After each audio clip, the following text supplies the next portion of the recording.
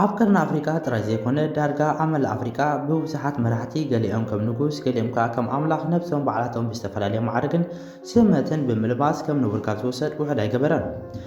ክሳብ ካብ ወንበር ስልጣኖም ብሓይሊ ተጎቲቶም ዝወሩ ንሳቶም እንተዘይሃልዮም እቲ ሃገር ከም ዘይትህሉ ክምድሩ ብዘይ ዝኾነ ምዕባልን ለውጥን ዕድሜኦም ኣብ ብልሹናን ዓመፅን ከባኽኖም ራእይ ልሙድ ኮይኑ ኣሎ።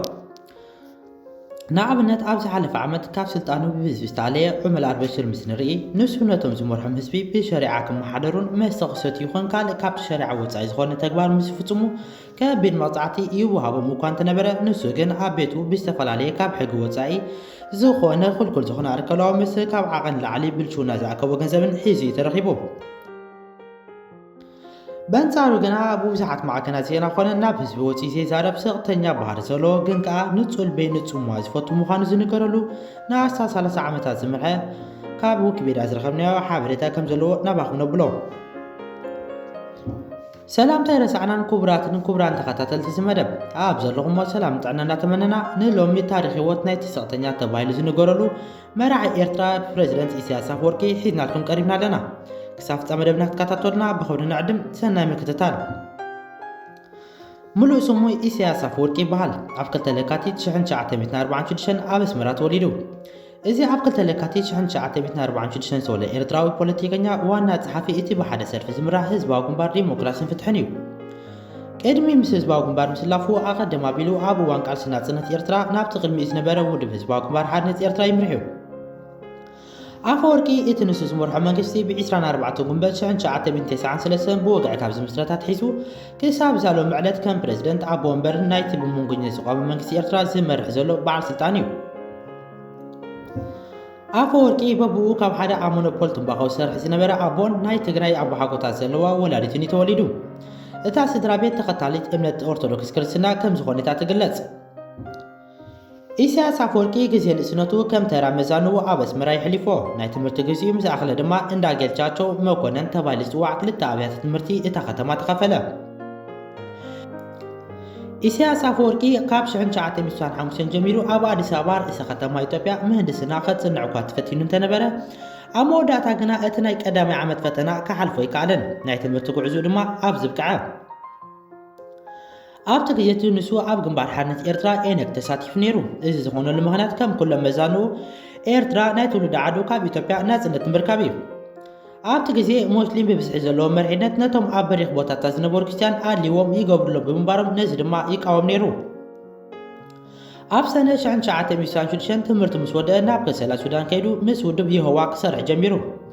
ኣብኡ ከዓ ዓመ ብልዓል 17 ጥቅምቲ ምስቲ ኣብ 1974 ዝተቐትለ ሙሴ ተስፋ ሚካኤል ለሩ ተባሂሉ ዝፍለጥ ሃይለ ወንደሳውን ኣብ ውሽጢ ኤልኔግ ትውዲት ዝዓለመ ጉጅለ መስረተ።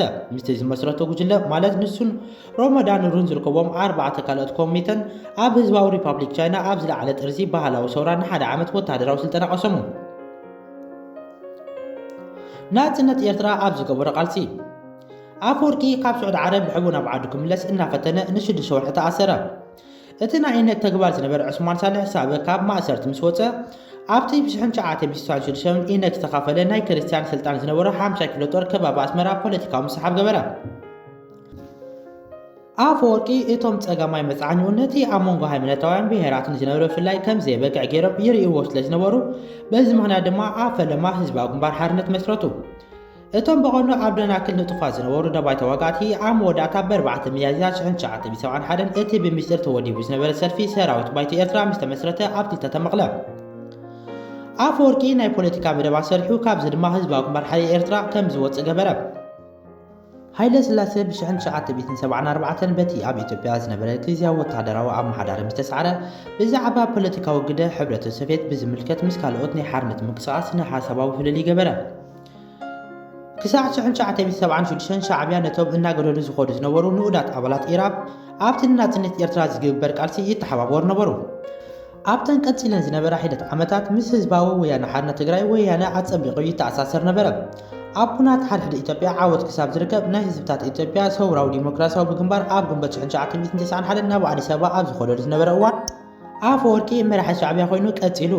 ብ1991 ድሕሪ ናጽነት ድማ ብተፈጥሮ ቀዳማይ ደረጃ ሓይዙ ብ1993 ቀዳማይ ሓላፊ ሃገር መንግስትን ሃገሩ ብምዃን ዓለም ለኻዊ ተፈላጥነት ረኺቡ። ب22 ግንቦት 1993 ኣሃገራዊ ባይቶ ኤርትራ ንኣፈወርቂ ብ99 ድምፂ ካብ 140 ፕረዚደንት ገይሩ መረፆ። ኣፈወርቂ ብ24 ግንቦት 1993 ናጽነቱ ካብ ዝውሽጣት ሒዙ ሓላፊ ምምሕዳር ኮይኑ ተመዘ። ናይ ኣፈወርቂ ግዝኣት ምልካዊ ተባሂሉ ይዝእመን ሓደ ፓርቲ ስርዓት ናይ PFDJ ካብ 1994 ጀሚሩ ኣብ ትሕቲ መሪሕነቱ ዝጸንሐ እዩ። ንሱ በቲ ብ1997 ዝነበረ እዋን ኣይተቐየደን። ስነ ሓሳቡ ኣረብዓውን ማእከላውን ማርሳዊ ስነ ሓሳብ ምዃኑ ዝፍለጥ ከምኡ ክገብር ከሎ ግና ናብ ኣምልኾ እቲ መራሒ ዝመርሕ። ኣብዚ ዝንቀፉ ሰባት እንተዳሃልዮም እቶም በላሕቲ ፖለቲካውያን ተጻራርቱ እውን እንተኾኑ ከምቲ ኣብ ኣፍሪቃውያን ውልቀ መላእኽቲ ዝርአ ንዕኡ እውን ከም ዝሃብተመ ወይ እውን ብብልሹና ገይሮም ኣይከሰስዎን እዮም። ኣብ ዘቤታዊ መዳይ ከም እኒ የማነ ገብረ ኣብ 1954 ኣብርሃም ካሳ ፀጥታዊ ኣገልግሎት ሓጎስ ገብረህይወት ገንዘብ የማነ ገብረ መስቀል ኣፈኛ መንግስቲ ዝኣመሰሉ ናይ ቀደም ሰባት እዩ ዝሙርከስ። ናይ ወፃኢ ፖሊስታቱ ከመይ ይመስል? ኣፈወርቂ ብመንፅር ፖሊሲ ወፃኢ ምስ ህዝባዊ ሪፐብሊክ ቻይና ምስ ኢራን ኩባውን ጽቡቕ ርክብ ኣለዎ። ኣብቲ መበል 30 ዓመት በዓል ሓድነት ቻይና እተገብረ ድግስ ሰኺሩ ካብቲ 1979 ኣትሒዙ ኣብኡ ዓብሊልዎ ዝነበረ ክለሳ ይነቕፎ ንማኣብ ውፅቱን ከዓ ከም ዘድንቖም ይእውጅ ነበረ። ምስ ኢትዮጵያውያን ኣሜሪካን ዘሎ ርክባት ክሳብ 2018 ኣብ ወትሮ ይጸኒሑ። ብሰንኪቲ ን10 ዓመታት ዝቐጸለ ኣንታር ኢትዮጵያ ኤርትራ ዝተኻየደ ሓድነታዊ ኩናት ናጽነት ኤርትራ ብጽኑዕ ጐሊሑ ይዝርአ። እዚ ድማ ሓደ ግዜ ተነጽሎ ተባሂሉ ይጥቀስ። እቲ ኣብ 1998 ክሳብ 2000 ዓ.ም እተገብረ ደቡባዊ ኩናት ኤርትራን ኢትዮጵያን ንሕብረተሰብ ኤርትራ ብወተሃደራዊ ስርሒት ዳግመ ውደባ ብምግባር ኣገዳሲ ከም ዝነበረ እዚ ድማ ክሳብ እዋን ይቐጽል ከም ዘሎን ነቶም ናይ ደገ ጸላእቱ ከም ቀንዲ ነጥቢ ነቐፌታ ኮይኑ እዩ ዘሎን። ኢትዮጵያ ኣብቲ ውግእ ብUSAID ተሓጊሳ ስለ ዝነበረት ኣንጻር ፖለቲካ ስርዓት እቲ ሓያል ፕረዚደንት ተሰላስል ነበረት። ከምኡውን ኣብ ሰማል ኣብ ዘለዎ ኣሜሪካን ወፃኢ ጉጅለ ስለ ትድገፍ ውልቃዊ ኣተዓራርያ ኣፈወርቂ ጽቡቕ ዓረበኛ ይዛረብ ጥንቁቕን ትሑትን ስለ ዝኾነ ን30 ዓመታት ዝኣክል ኣብ ትሕቲ መሬት ይዓዪ። ብዓይነት ጠርጣርን ቅሳነትን ዝግለጽ ሓደ ግዜ ብቐሊሉ ይቑጣዕ እዩ። ኣፈወርቂ ምስ ሳባ ሃይለ ዝተባለት ኣብ 1981 ኣብ ናቕፋ ብወፈራ ዝረኸበቶ ሰብ ተመርዒዩ። እዞም ሰብ ሓዳር 3 ውሉዳት ኣለዎም።